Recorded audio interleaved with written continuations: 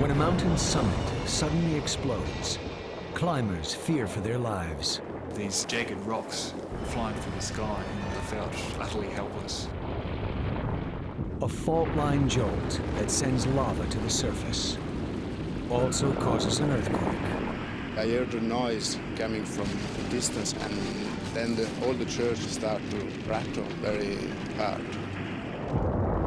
The fallout from a massive eruption roars down into an unsuspecting village. And when a volcanic island won't quit shaking, residents fear the worst. Where are we gonna go? The devastating impact of colliding continents. Nature at its fiercest.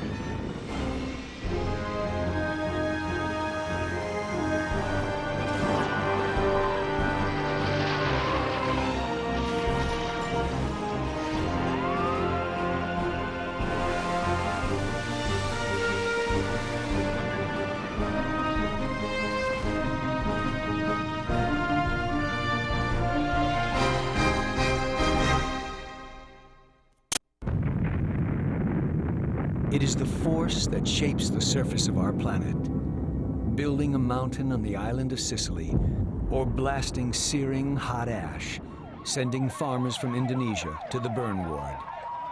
The same force tears the earth apart in Iceland, exploding through a glacier to cause an apocalyptic flood. And it has jammed the earth together in Venezuela, destroying entire city blocks. The force that causes all this violence is magma, which on the Earth's surface we experience as lava. If we were to plunge less than 25 miles below the very ground we walk on, we'd see that the continents float on a layer of moving magma. The Earth's crust is like an eggshell cracked into massive plates that are moved by the magma in a process called plate tectonics. The places where the plates collide are where most of the world's earthquakes and volcanoes occur. Under the Pacific Ocean, it's called the Rim of Fire, which has pushed the rugged islands of New Zealand up out of the sea. Eruptions have killed more New Zealanders than any other natural disaster. People here are also shaken by periodic earthquakes.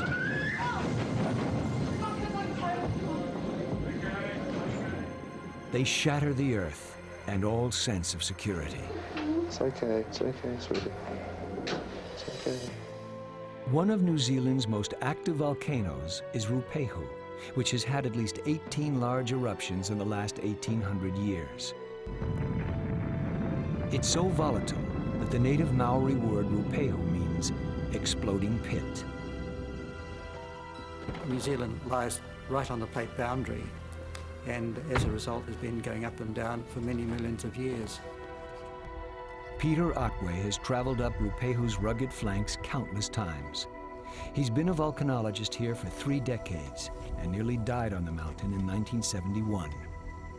I looked up to see these big exploding bombs shooting overhead, and I thought I was dead. It was just so sudden, so big, so overwhelming. I thought, this is it. You've got me at last. You've been trying for years. Now you've done it. Otway was lucky to survive. When the mountain blew on Christmas Eve 1953, a flood of snowmelt careened toward a train on a bridge, killing 151 people. But because experts like Otway monitor the rumblings of Rupehu, it was believed to be relatively predictable until September 1995. It's dawn in an alpine climber's hut on the volcano's flanks. I've been climbing in the mountains for 25 or more years, and I've had a number of mishaps in the mountains that really should have claimed my life, but by good fortune they did not. Veteran mountain guide Peter Jemmett will need all his luck to survive today. Jemmett and his friend David Bagley will be leading groups up the volcano to teach mountaineering. But geothermal activity has been rising under Rupehu for almost a year. Temperatures in a crater lake are rising. On a scale of 1 to 5, the seismic danger rating is 2, not high enough for authorities to keep people off the mountain. We knew that Ruapeu was active.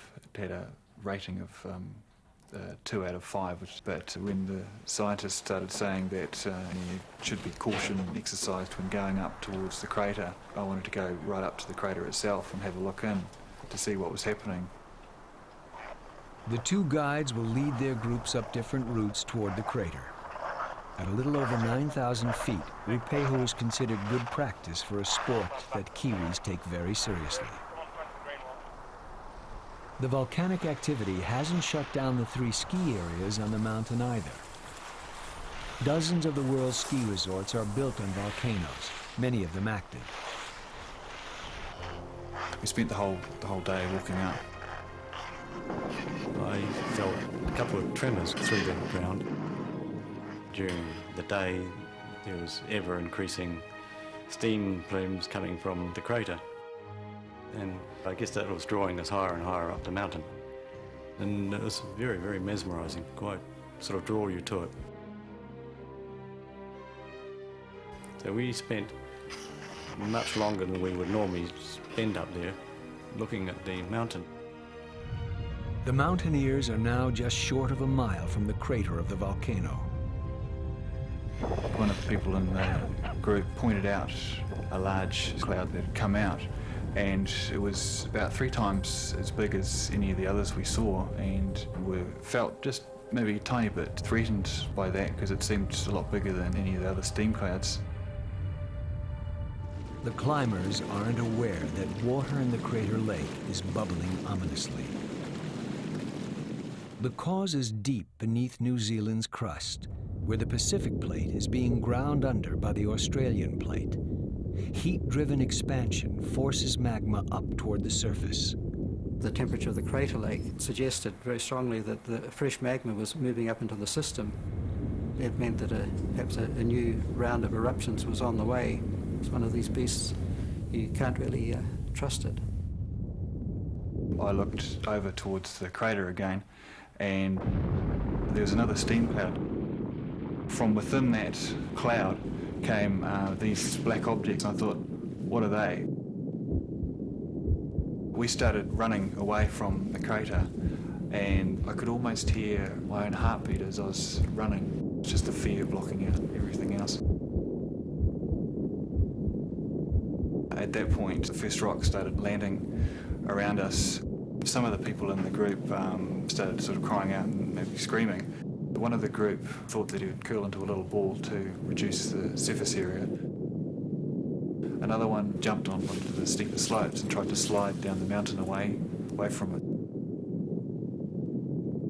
If you imagine the whole contents of the crater lifted up into the sky, lots of rocks just pouring down, we were just simply running to hop out of the way.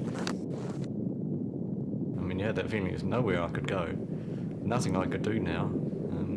There was an utter helplessness and feeling completely isolated and trapped. A few miles away, the volcanologist documents the event. We had been expecting an eruption of some sort, but when I saw this enormous mushroom cloud billowing up, I thought, good grief, this is larger than we expected. And then a few minutes later, I got a call from the helicopter pilot, and he had 2 spare seats. Reports come in from the field about the climbers near the summit. Yeah, there's just been an eruption. It looks like a reasonably big one. Is there anything on the seismograph? My immediate thought was that if they were anywhere near the crater, it's just been wiped out. Maybe we'd be lucky to find their bodies, but they really have no chance of survival.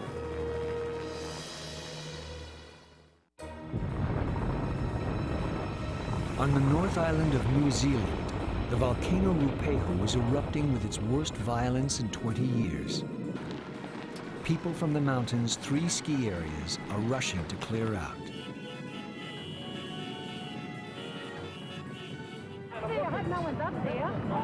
There is great concern for 7 climbers who are up on the volcano, less than a mile from where it's erupting.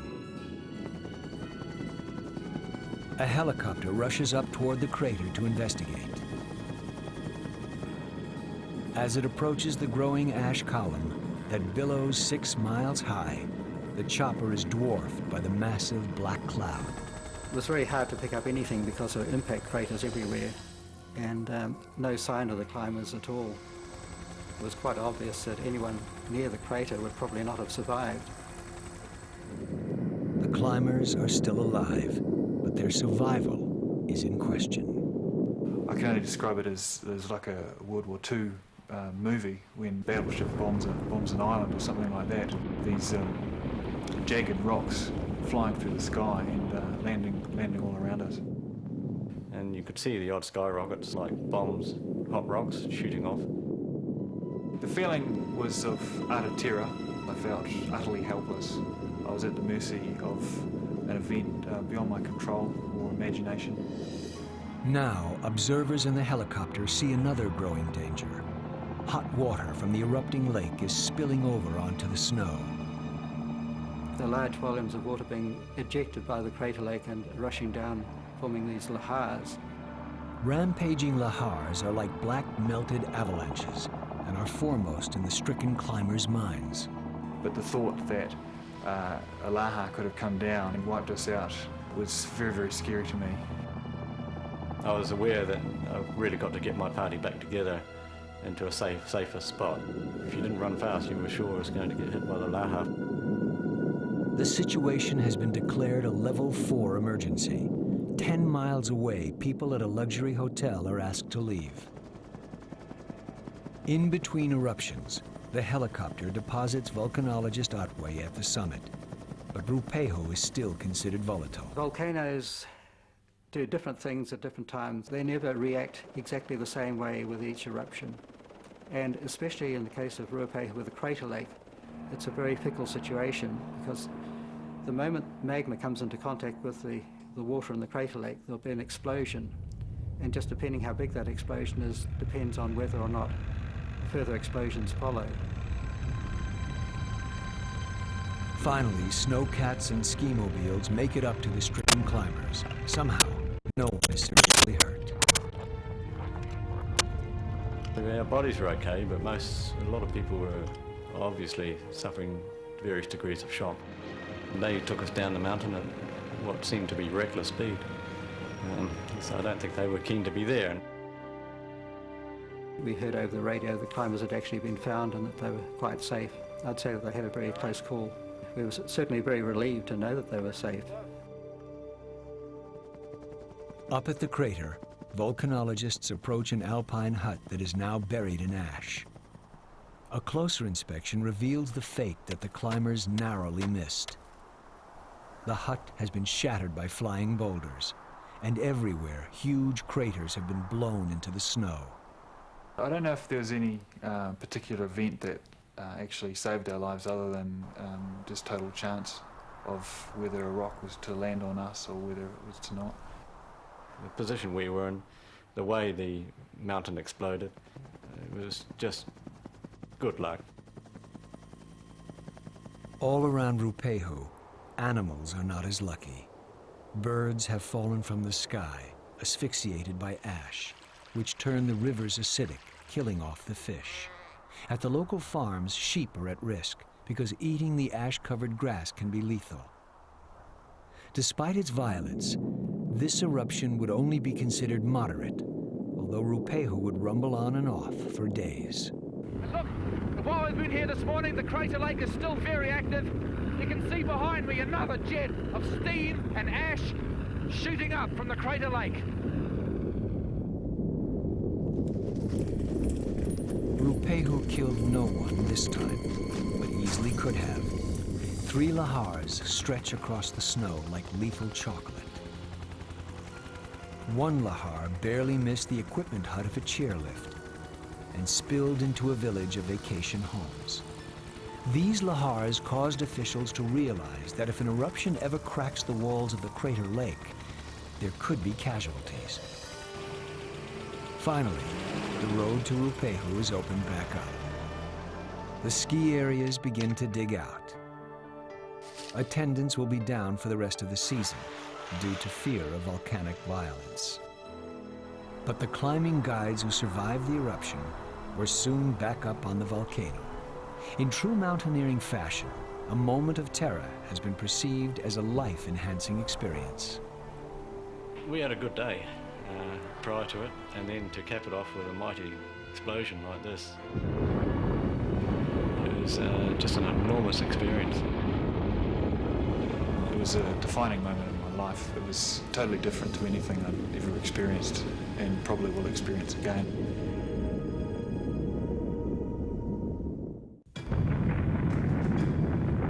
The ancient Romans believed that this was the place where the god Vulcan made his weapons of war. The rumbling is his anvil striking metal. The fiery showers, sparks from his forge. They call this mountain of sulfur smoke and lava Etna, where a restless giant lay underground causing earthquakes.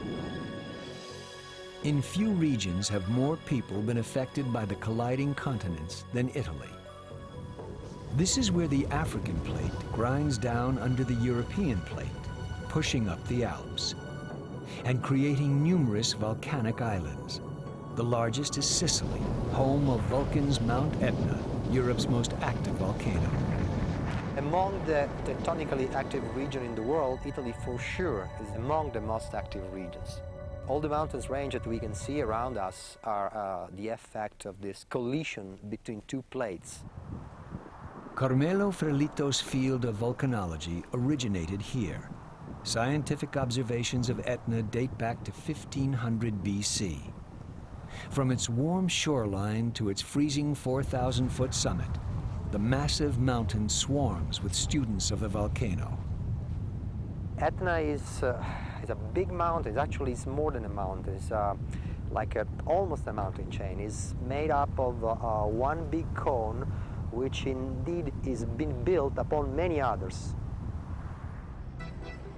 Despite frequent eruptions, over 1 million people live on Etna's flanks.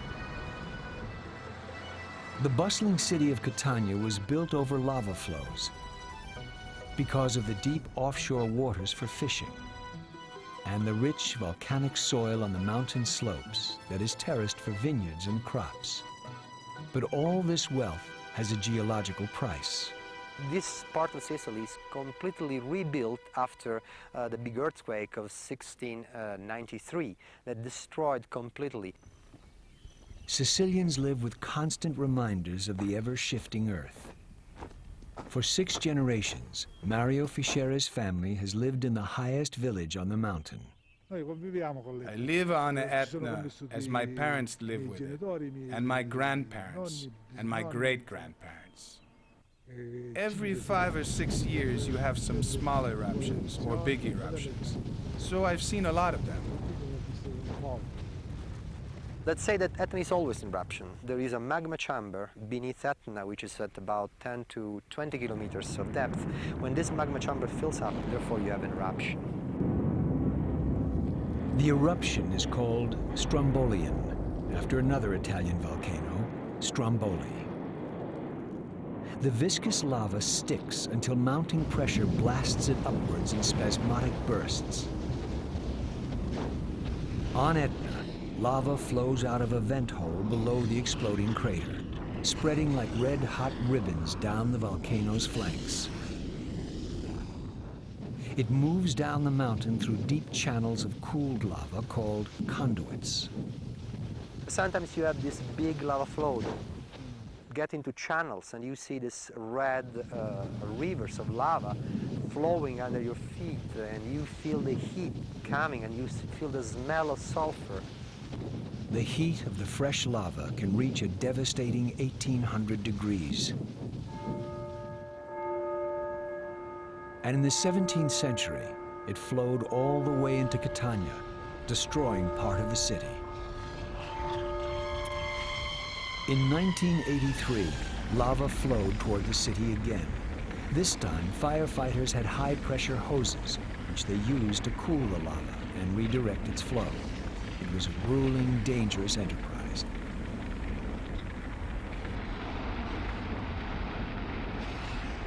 Now, Etna begins its most voluminous lava flow in 3 centuries. Red-hot slag from Vulcan's furnace flows into 2 separate streams toward the highest village. It is slow-moving, but unstoppable. The lava begins consuming homes, including Mario's. Until the last minute, nobody thought it could be buried by the lava. Anyone who invests in this area knows that his investment could be destroyed by a volcanic eruption. Nothing is safe, not exclusive hillside villas or the roads built to reach them. Italian engineers have a plan to divert the lava flow, but they'll need more horsepower to carry it out. The U.S. Navy has a helicopter squadron stationed in Sicily. One of the pilots assigned to Operation Lava Busters is Philip Coughlin. The idea was you'd kind of create a large clog to clog up the conduit of lava. That will be attempted using concrete anti-terrorism barriers called Beirut Busters. You can't stop the eruption, but the intent was to basically start a new path down the hill.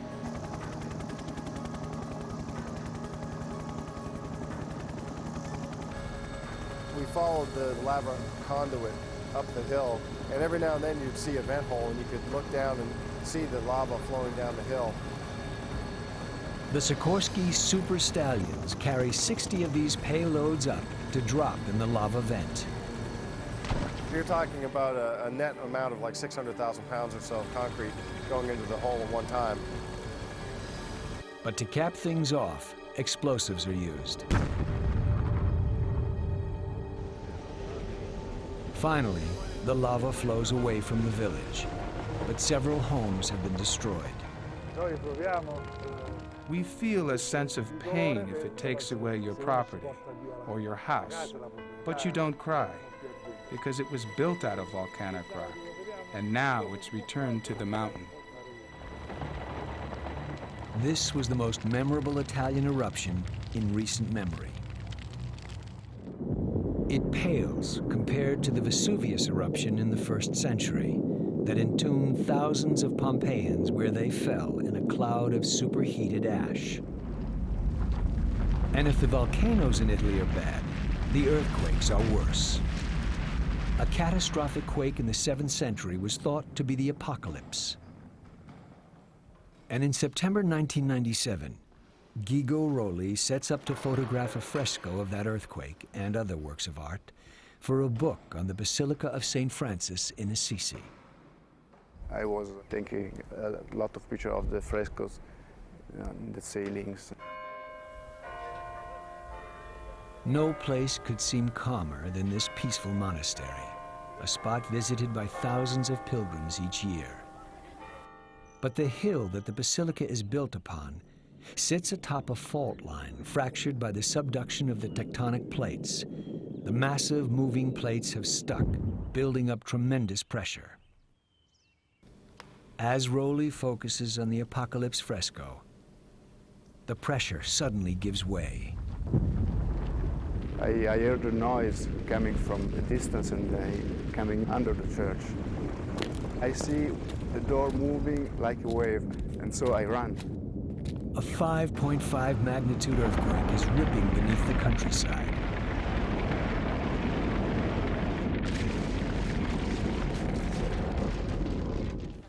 As people recover from the earthquake, a team of experts is rushed in to assess the damage to priceless art.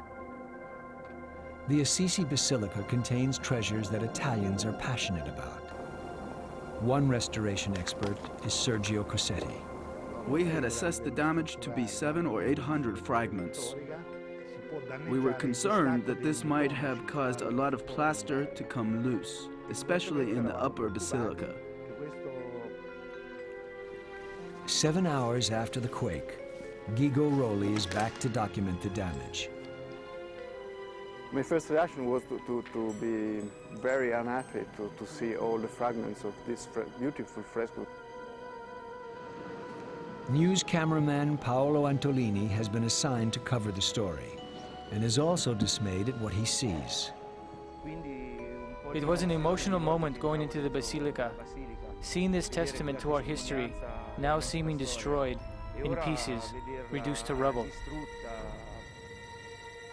But the destruction is not over yet, as an aftershock begins. I turned the camera toward the entire basilica, but as I did, I realized that in front of me the ceiling was falling in.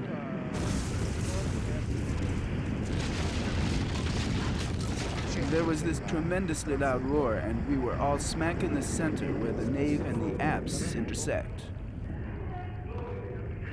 Everything is pandemonium.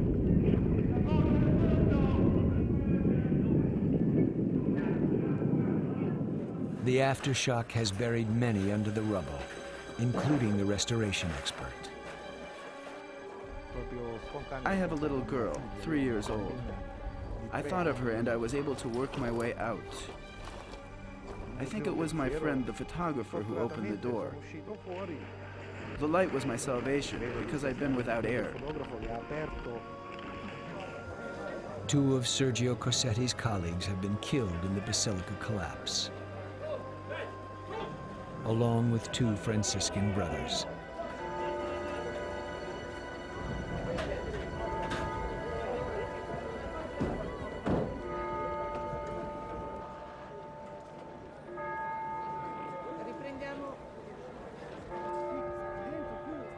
As Italians mourn for those who have died, the architecture of their ancestors lies in ruins around them.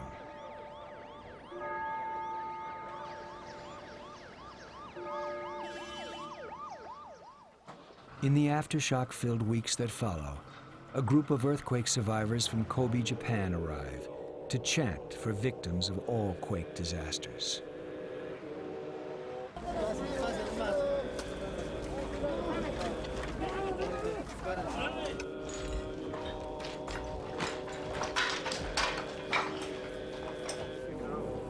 Scaffolding is erected all around Assisi to shore up the damage. The work of restoring the art treasures is going to take decades. All the houses here are very, very old, which is a problem for the earthquakes. When they take out the scaffolding, I restart again and I want to complete my work. I was in love with these paintings and with this church. It was like my home. As the volcano is home to people in Sicily, where generations of scientists have studied the almost ever-present lava. In one of the oldest civilizations in the Western world, Italians have learned to accept the inevitable impact of the ever-moving earth.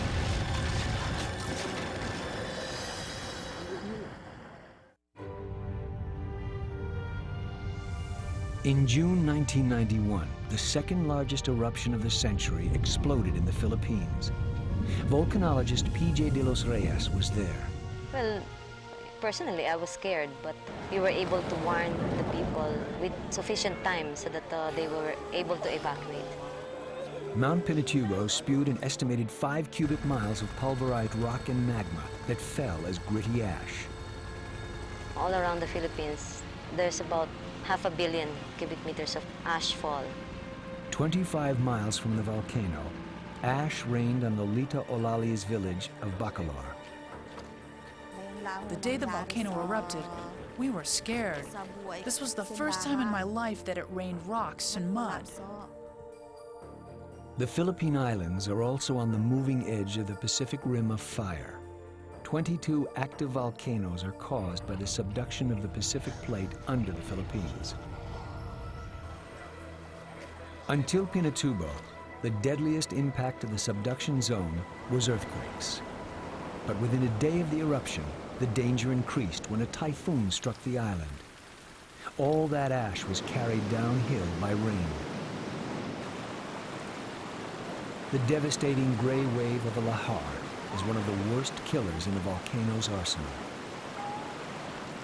This raging flood is 40% rock and can speed down slopes at 40 miles per hour. Each time a lahar comes, the animals make noise. And when it gets to our place, it's really strong because it's mixed with sand and logs and giant rocks. The lahars come each time it rains, and this tropical region gets 80 to 160 inches a year. Dr. De Los Reyes' government volcanological agency maps out potential disaster zones. As early as 1991, we identified the area that would potentially be threatened by lahar encroachment. But until people get affected, they don't feel that the danger will come to them. Within 4 years of the eruption, 50 villages are buried by lahars. 1,000 people are killed.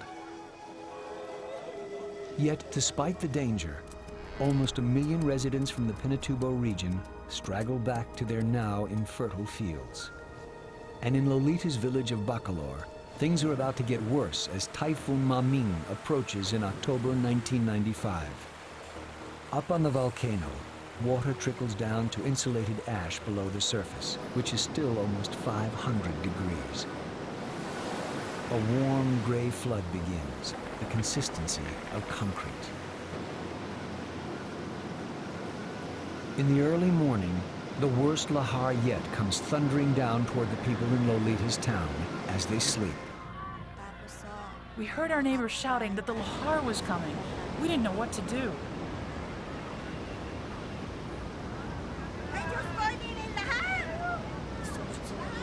The lahars came one after another. Some were 15 feet, some were 20. Suddenly, people in Bacolor are scrambling for their lives. We knew we had to go up to the roof. We were so scared of falling into the lahar.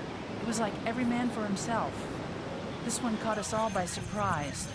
We were terrified. We prayed to God that the lahars would stop. More than 40,000 people are in need of being rescued. The only way out for some is by helicopter. Those still on the ground are fleeing the area because the rains aren't over yet. Joining the vast throng of refugees, Lolita begins a frantic search for her family. We couldn't go far because our relatives were still missing. We didn't know where they were. The missing ones included my nephew and my mother. We looked everywhere for my mother. We even went to the next town when we heard reports about the rescue of an old woman there. From the air, the lahar's vast size is apparent. In this wasteland, Lolita's relatives are given up for lost. Survivors are flown to refugee camps that are already very overcrowded. Because of lahars, 1/5 of the region's population is now homeless. Money was never a problem in our village. The people were close. If you were in need, you could always borrow from your neighbor. But here in the place we've been evacuated to, we're all broke. Bacolor is now virtually a ghost town. Lolita rarely visits anymore, but when she does, she sees the first signs of a phoenix rising from the ash. A few people have put their homes on stilts that they hope will keep them higher than the lahars, which are expected to last well into the 21st century. The old colonial cathedral is still the community center. Only parishioners walk through what was once a second-story window to attend a mass. But coming back to live in the lahar zone is an act of blind faith, according to experts. My frustration is with the lives that were affected. The people go back, even if there's danger. All we can do is just try to work and try to estimate the hazard and risk.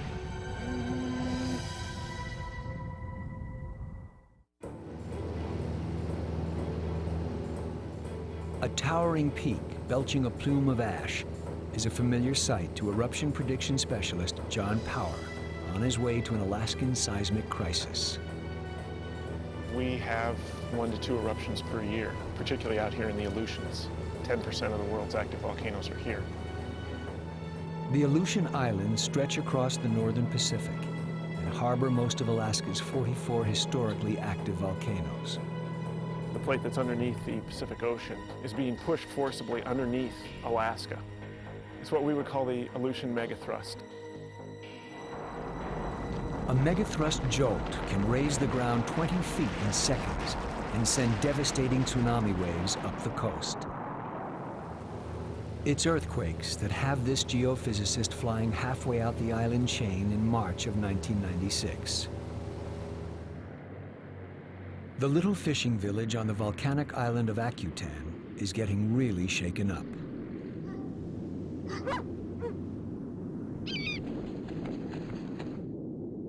You can hear like the bowel sounds. The deep inside the volcano has like rumbles that come from the base. You can actually hear it coming through the ground before it reaches you. And then all of a sudden it hits your house and then it's shaking. If you have never experienced it, it can be pretty frightening. Jenny Webster is one of 89 residents who have been living with constant earthquakes for 2 whole days. After they started, I ran to my sisters and stayed with them. They were the very worst we've ever had in this village since I can remember, since I've been born. It was scary. You just didn't know what to expect. And I just didn't want to leave. I just wanted to live through it. Ben Darling can't believe he moved here for the peace and quiet. Every time you could hear it come, I'd run to a doorway, and it was quite nerve-wracking. A lot of people in town were scared and didn't want the volcano to blow on them. Hugh Pelkey takes his fishing boat out to get a better look at the volcano, which looms above the clouds behind his village. The only thing I was really fearful is probably a tidal wave. It's the only thing that I feared. The best fishing coves here are made of pure lava that's poured down off the mountain. A lava flow that's worrying John Power as he makes his descent into Akutan. The reports that we received were that if you sat down on the ground, you could feel the ground shaking continuously. That right there is a bad indication. The seaplane reaches its destination just as the notoriously bad Aleutian weather closes in. In any kind of crisis situation, one of the first questions we have is, what is going on? Is the volcano going to erupt, and what is the danger to us here? One of the things we desperately wanted to do was get an instrument here on the island. The scientist is led by Akutan's mayor to his temporary headquarters. The earthquakes here were actually quite strong, some of the strongest I've ever felt in the near field. I was walking down the boardwalk, and I can remember feeling a very strong earthquake come through and having some of the boards in the boardwalk actually begin to shift and kind of pop under my feet. The geophysicist's first task is to bury a seismometer to pick up each shake of the earth. Since John feels the rumbles through his feet, he doesn't need to place it on the mountain. Then he sets up to hook the instrument to a seismograph for a visual printout of the earthquakes. I'm going to need to run some cable out that window. We just had the one seismograph, and that caused me a great deal of unease or unrest. We didn't really know whether we were dealing with just simply a large earthquake and a number of aftershocks, or something that was uniquely volcanic in character. Even with just one seismograph, it's clear that Akutan is experiencing an earthquake swarm, often a precursor to an eruption. Volcanic tremor is a continuous low-frequency disturbance that we tend to see immediately prior to the eruptions. It's just a continuous low-frequency shaking of the ground that we associate with the movement of magma. As the magma is trying to force its way up under the volcano, it exerts a lot of pressure, but generates a lot of earthquake activity. Volcanoes themselves are very broken up, very fractured things. The earthquakes actually are breakages on small faults within the volcanic cone. John Power was supposed to be joined by a USGS team with more equipment, but they can't get in. No one can leave the increasingly rumbling island. It was quite an experience. It was more concentrated and larger earthquake activity than I had ever felt over any 19-hour period before. We all were concerned about the volcano. We didn't know what it was going to do, if it was going to erupt, what would happen to us. As evening approaches, the nervousness increases. Am I scared? That's a pretty violent. I think you better get up and get ready. Where are we gonna go? I tried to videotape it as much as I could. By the time it got rolling, the quakes would just start to be ending. The evening news reports aren't helping to ease the tension. Constant earthquakes over the last several days indicate Akutan volcano may be about to erupt. Everyone's remembering a recent eruption of nearby Pavla volcano, with lava fountains that spilled down its slopes. And Westall, which opened up in an impressive rift eruption. The last time lava flowed out of Akutan was in 1978. Now, the earthquakes reach a crescendo.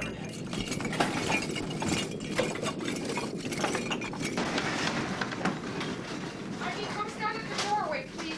On my van. It was the biggest earthquake I've ever been in. It freaked me out. I went down to the floor there and broke down.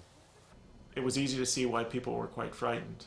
It was certainly the longest, most concentrated earthquake activity I'd ever felt. The next morning, the weather has cleared, and when the seaplane's arrival time approaches, Hugh Pelkey's family is rushing to pack. My wife was pretty scared, and then it got to the point where she just couldn't handle anymore. She was actually having a nervous breakdown from just the actual shaking that was always going on. Well, hopefully you guys don't be there too long. Our airplane can only pack, what, 8 people, and it's a waiting line. It's first come, first serve. That's why when you ever see the plane come in, you see people running down here just so they can get a seat. It's just the thought of the big one. The plane's coming, come on, let's go! The volcanologists were talking. They weren't sure if we were going to slough off into the trench or if we were going to have a major eruption here. They were figuring maybe another fissure was going to open up, or maybe another volcano forming out here somewhere. There was a lot of fear there and lack of sleep, so I really did want to maybe get them out of here, just to get a break from the island.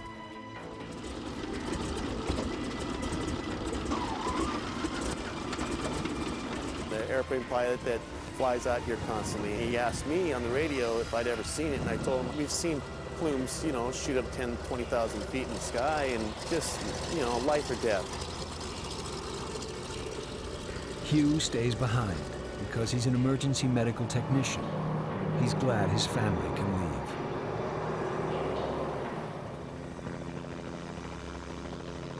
But the break in the weather allows John Power's colleagues and their badly needed equipment to finally arrive.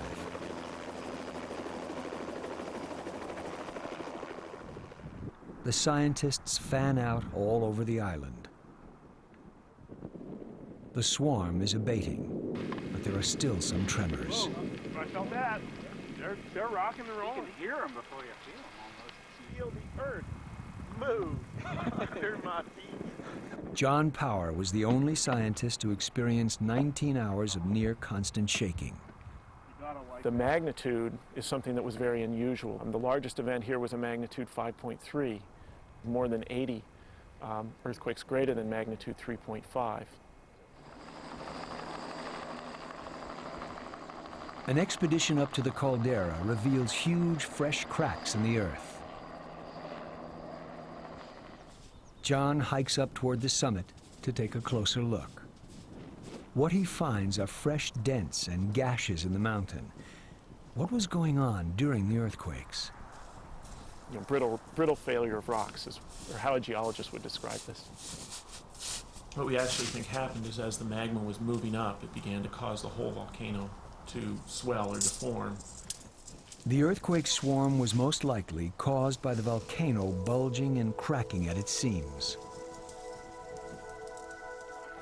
As the crisis fades, the scientists take a well-earned break in a geothermal hot spring. But even this is evidence of magma rising toward the surface. We do expect there to be more eruptive events at Akutan, probably over the next 5 to 10 years. There's the gas bubbling in. We're monitoring Akutan pretty much every day, just to keep track of what might change and to be able to give as much advance warning to the people who live on the island. The seismic crisis has reminded the residents of Akutan of just how much they love their island. Eventually the volcano will blow. If it does while I'm here, then so be it. The end result is that the force of plate tectonics creates magnificent places to live. I just accept it as part of the Aleutian Island. It's like it's in my blood. It's, if I wasn't here, then I'd probably be looking for a volcano to live on. Around the world, the collision of continents can cause the ground to shake or erupt at any time. Reminders that we live on an ever-changing, restless Earth. After the quake, we still had aftershocks that were 7 and 8. Fear is always there. People living in this part of the world and in similar locations have to realize that there will be geological events. Just don't be surprised when it happens.